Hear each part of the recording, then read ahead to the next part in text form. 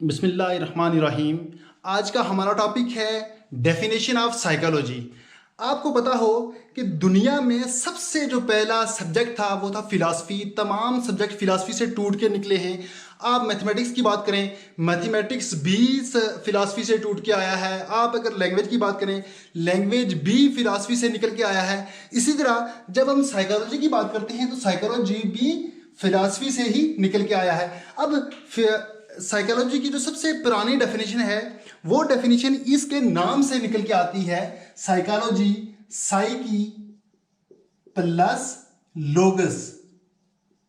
Psyche plus लोगस। Psyche का मतलब है सोल और लोगस का मतलब है स्टडी।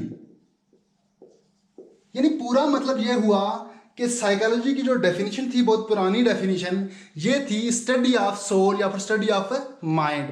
अब उस वक्त लोगों का ये मानना था कि हम साइकोलॉजी जो है हम स्टडी करते हैं कि लोगों के दिल में क्या चल रहा है। बट उस वक्त लोगों ने एक क्वेश्चन उठाया कि हमें कैसे पता चलेगा कि लोगों के दिल में क्या चल रहा है। तो फिर लोगों ने कहा कि हम इसके लिए स्टडी करेंगे बिहेवियर की।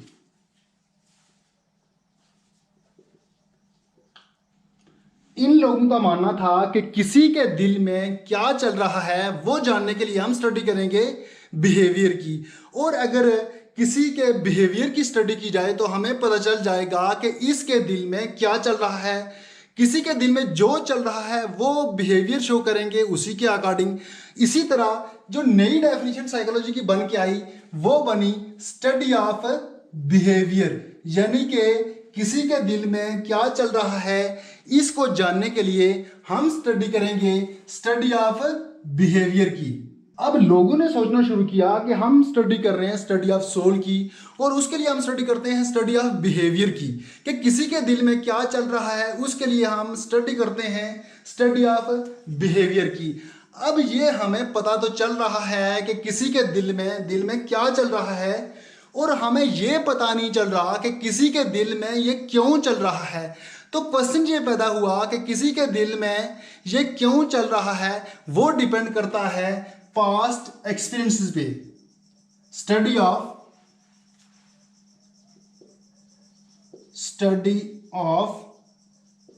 Past experience. अब स्टडी ऑफ पास्ट एक्सपीरियंस से हमें पता चलेगा कि इसके दिल में जो चल रहा है वो क्यों चल रहा है। ये साइकोलॉजी की 3 डेफिनेशंस हैं। ये लेटेस्ट डेफिनेशन है, ये सबसे पुरानी डेफिनेशन है। अगर आपको क्वेश्चन आ जाए कि definition of study, definition of psychology, तो डेफिनेशन ऑफ साइकोलॉजी में पहला ऑप्शन हो स्टडी ऑफ सोल या स्टडी ऑफ माइंड, दूसरा हो स्टडी ऑफ बिहेवियर, तीसरा हो स्टडी ऑफ पास्ट एक्सपीरियंसेस, और चौथा ऑप्शन हो ऑल ऑफ दी अबव। तो आपका आंसर होगा ऑल ऑफ दी अबव। इसी तरह अगर क्वेश्चन हो डेफिनेशन ऑफ साइकोलॉजी तो उसमें ऑल ऑफ दी अबव का ऑप्शन ना हो तो आंसर होगा स्टडी ऑफ सोल या फिर स्टडी ऑफ माइंड। ये थी साइकोलॉजी की शॉर्ट सी डेफिनेशन। उम्मीद है आपको समझ आ गई होगी। तो मिलते हैं नेक्स्ट वीडियो में, तब तक के लिए अल्लाह हाफिज।